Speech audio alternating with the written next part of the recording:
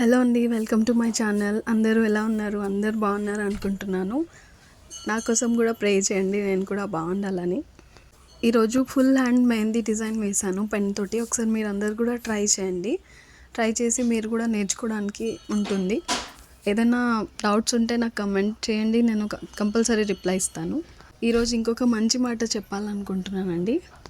ఒక ఆడపిల్ల చిన్నప్పటి నుంచి ఒకలా పెరుగుతుంది, మ్యారేజ్ అయ్యాక డిఫరెంట్గా ఉంటుంది, లైఫే మొత్తం మారిపోతుంది. చాలా మొత్తం తెలియని ఫ్యామిలీకి వెళ్ళిపోతుంది. అలాంటి టైంలో ఆ ఫ్యామిలీ అందరూ అమ్మాయిని అర్థం చేసుకుంటే ఆ అమ్మాయి కూడా అందరిని అర్థం చేసుకోగలుగుతుంది. కానీ అలా కాకుండా ఒక్క అమ్మాయి అందరిని అర్థం చేసేసుకోవాలి, కానీ అందరూ అంతమంది కలిసి మాత్రం ఒక అమ్మాయిని అర్థం చేసుకోలేకపోతున్నారు.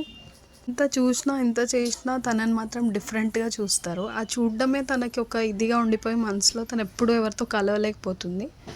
అందుకే ఎవరైనా సరే ఇంటికి వచ్చిన కోడల్ని కూడా తన కూతురులా చూసుకోండి. కూతురులా కాదు, కూతురనే అనుకోండి.